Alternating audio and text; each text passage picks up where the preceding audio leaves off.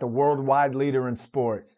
ESPN has cut ties with former NFL tight end turned media personality Shannon Sharpe after the Hall of Famer settled a $50 million lawsuit. Shannon Sharpe just got dropped by ESPN after quietly settling a $50 million lawsuit. And trust, this goes way deeper than anybody expected. Katt Williams literally sat on Shannon's own couch and laid it all out for him. To get with a white woman because I was scared she might have me running down the street like Jonathan May. Not because I didn't like white women. I think white women are as great as any other women. But I'm not gonna act like I'm not scared of them. I have a reason to be scared. You could be Kang the Conqueror and they could take your rabbit ass down in 2 weekends. He warned Shannon straight up, if you keep chasing these young white girls, it's gonna end bad. But what did Shannon do? Laughed it off like Katt was just being wild. What Shannon didn't get was, Katt wasn't joking.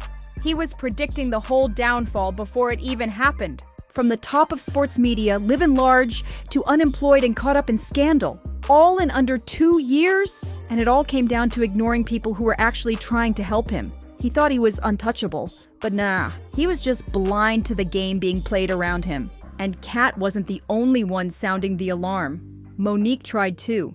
She saw the trap and tried to get this man to wise up before it was too late. But when folks got pride and think they got it all figured out, they stopped listening. And that's exactly what happened with Shannon. This man's fall is heartbreaking because it didn't have to go this way. He had real ones trying to school him on how this industry really works, but he brushed it off like it was nothing. Let's go back to that now legendary Club Shay Shay interview in January 2024. Katt wasn't just throwing shade at other comedians, he was dropping real Hollywood survival gems. The industry will test you, push your buttons, and set you up to fall if you're not ready. And one of the biggest setups? Romantic relationships, especially the ones that come with hidden agendas. Katt straight up brought up Jonathan Majors. That wasn't some random name drop. That was a warning. Jonathan went from Marvel superstar to box office ghost all because of one messy relationship with a white woman and some serious allegations that torched his whole career instantly. Katt saw the same storm building around Shannon and tried to steer him away before it hit. But Shannon, he smiled through it, entertained like it was a joke. When Katt hit him with that, "You didn't know this, did you?" Shannon's whole vibe shifted. It was clear. He was just starting to realize how much he didn't know about the dangers ahead. But instead of learning from it, he treated the moment like a soundbite, like a podcast moment instead of a warning shot. He didn't catch that Katt was speaking from experience, not fear, from wisdom, not drama. And now, everything Katt warned about played out exactly the way he said it would. A younger white woman, a bad breakup, allegations that came swinging, and Shannon's rep got shattered. ESPN didn't waste time.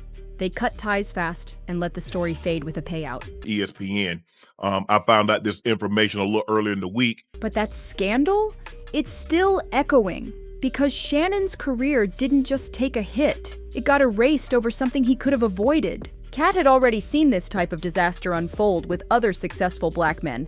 Remember I told you the story from when I'm in the park? Yeah. So these are just the things, I had all of those when I came in. I already was ready for that. That's what they don't like. I did not know. You're telling me and showing me a side of the business that I didn't know. And he really tried to keep Shannon from being the next headline. But Katt wasn't the only one waving the red flag. Just a month after that, January 2024 sit down, another warning came. And this one hit even harder. This time, it was Monique. And she didn't come with metaphors or subtle shade. She came with real talk. You know, 26-year-old girl. You don't need no 36-year-old girl. I know. This is your auntie. Straight to the point. When Monique pulled up on Club Shay Shay, she didn't sugarcoat a single word. She locked eyes with Shannon and told him exactly what he needed to hear if he wanted to avoid losing everything. You don't need no 26-year-old girl. You don't need no 36-year-old girl. I know. This is your auntie talking to you. Monique saw something that Shannon just refused to admit. He was chasing a lifestyle that looked good on Instagram, but deep down, it wasn't built to last. She wasn't joking when she told him to settle down with an older woman who bakes cakes and rubs feet. Want you to go for the 4th round, you looking at her like, bitch, listen, I need you want some money to go to Starbucks? Yeah, because I can't go no further. But if you get your older girl, when you get to that 4th round, she's gonna say, hold on. Let me go get you some eggs and cheese. That wasn't a punchline, it was the blueprint. She was handing him the cheat code to real love, real peace, and real stability. Okay? Yeah. Okay, guess I gotta come on home. Come on home, Shannon. But her message went way beyond relationship advice. Monique understood the danger of chasing younger women, especially when you're a high-profile man with a lot to lose. And I believe he's going to release a 30-second clip of a sex that tries to make me look guilty and play into every stereotype you could possibly imagine. That video should actually be 10 minutes or so. Hey Tony, instead of releasing your edit, put the whole video out. This wasn't comedy. This was survival wisdom. She broke it down like this. When a man pushing 60 tries to keep up with a woman in her 20s, that gap ain't just about age. It's about lifestyle, mindset, expectations, everything. And when those things don't line up, you end up in constant tension. Look at the evidence just gives me the impression that he wants plausible deniability, and maybe the evidence should be released so that way he does not deny his actions. I mean, if that was me, I would definitely want to look at the evidence to see what I did and did not do so I can maintain my innocence. That tension turns into stress. That stress turns into fights. And those fights, they turn into lawsuits and headlines real quick. Monique saw it coming a mile away. But what made her words hit even harder was how she delivered them, with heart. She wasn't out there trying to clown Shannon or call him out for clout. She came as someone who genuinely cared. I found out this information a little earlier in the week. She called herself his auntie and spoke with that tough love that only family can give when they see you headed for a crash. She looked at the big picture.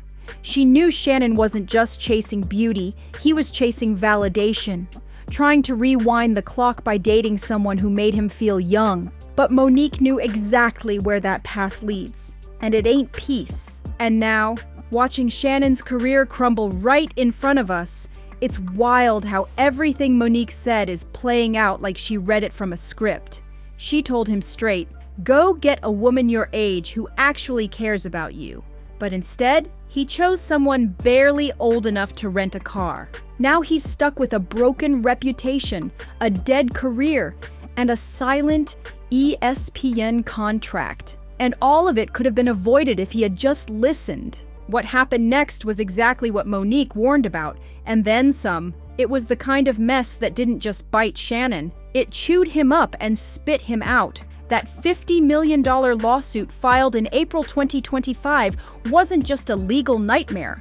It confirmed every single thing Katt Williams and Monique had been screaming from the sidelines. Those court documents told a whole different story from the image Shannon had built up. According to the claims, he got involved with the woman when she was only 20, and he was already 56. That ain't just an age gap. That's 2 different lifetimes colliding. It wasn't just about numbers. It was the power dynamic, the maturity gap, the influence game.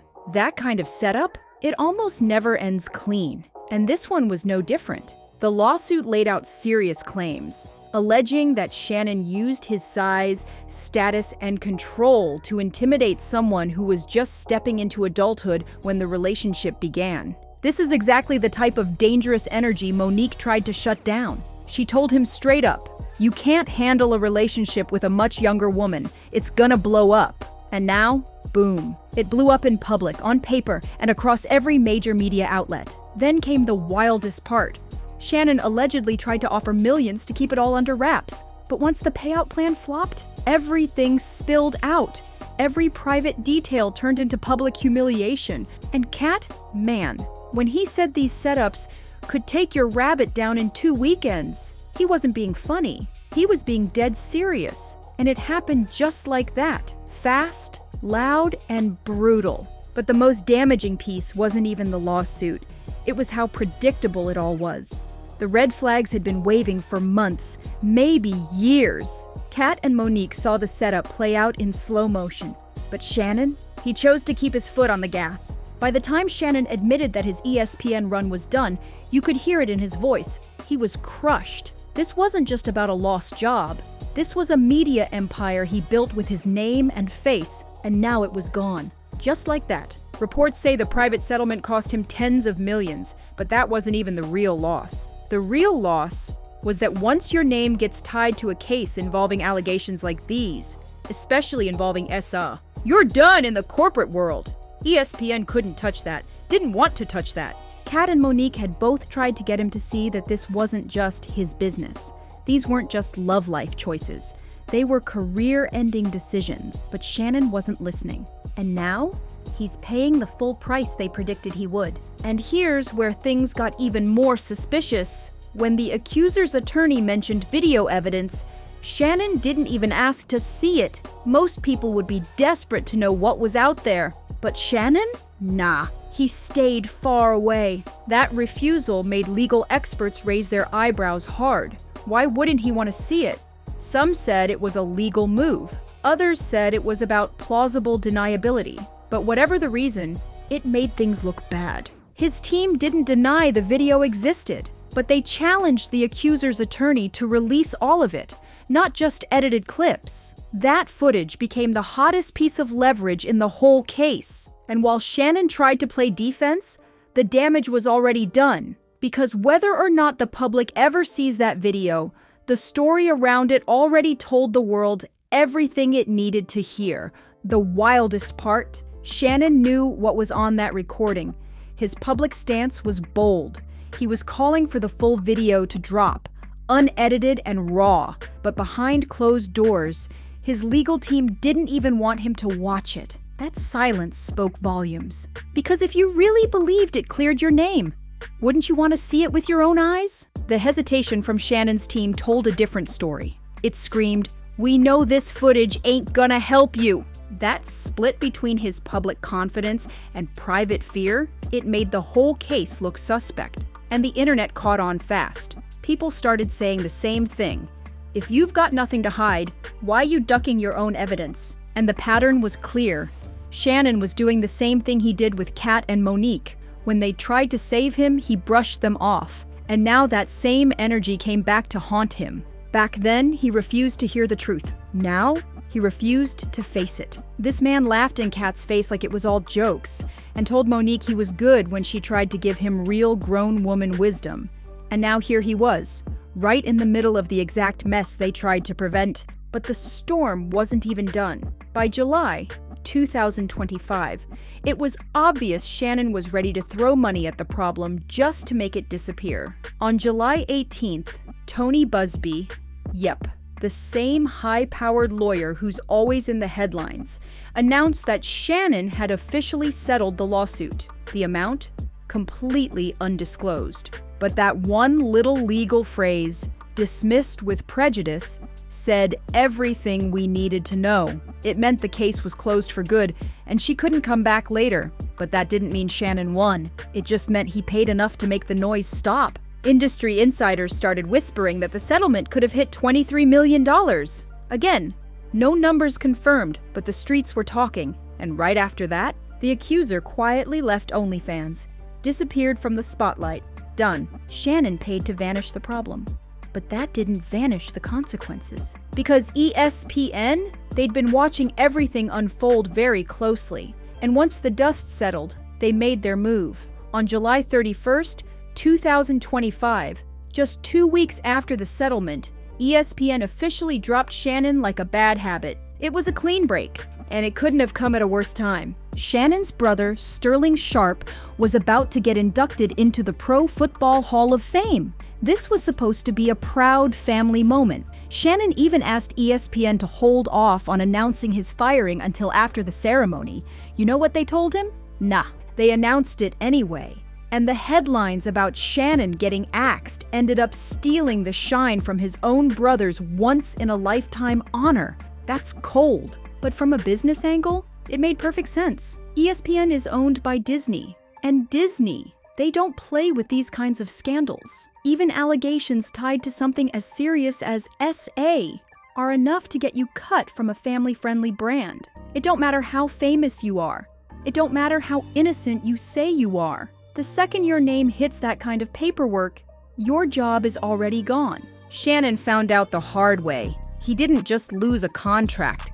He lost the empire he built, all because he ignored the people who tried to save him from himself. Shannon Sharpe's fall from grace? It was total. Back in January 2024, he was untouchable, hosting one of the hottest podcasts in the game, a regular on ESPN, and making serious money.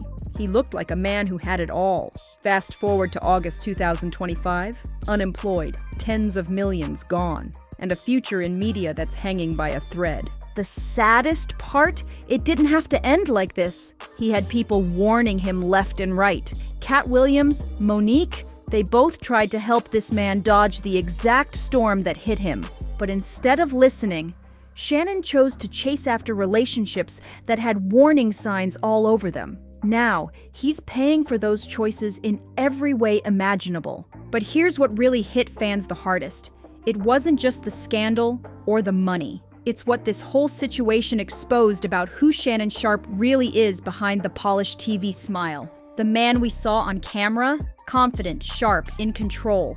But the Shannon we just saw crumble under this lawsuit, that was someone completely different. When Katt sat across from him and told him straight up he was walking into a trap, Shannon laughed like none of it could ever touch him.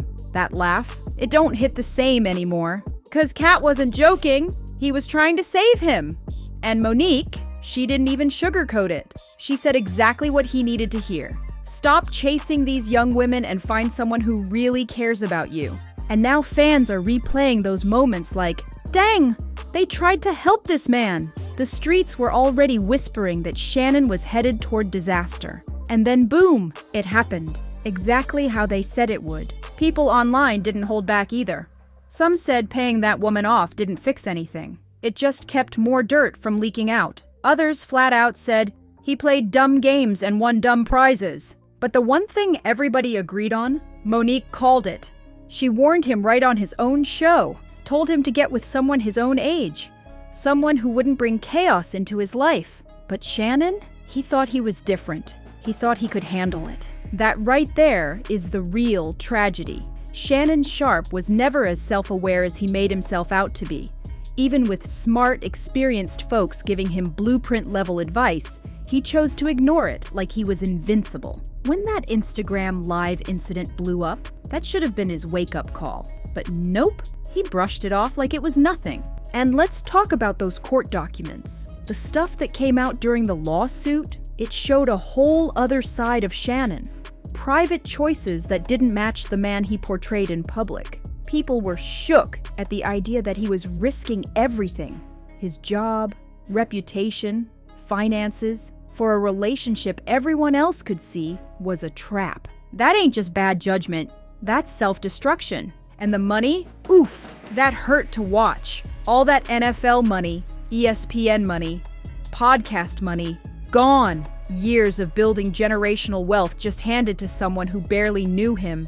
Someone who, when they met, was barely out of her teens. That part stung the most for fans who looked up to him as a success story. He had it all.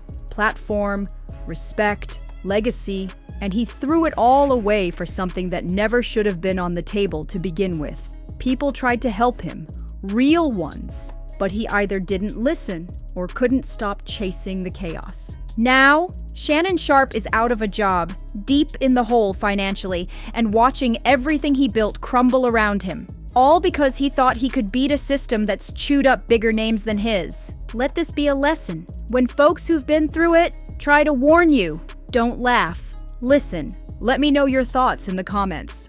Was this downfall inevitable?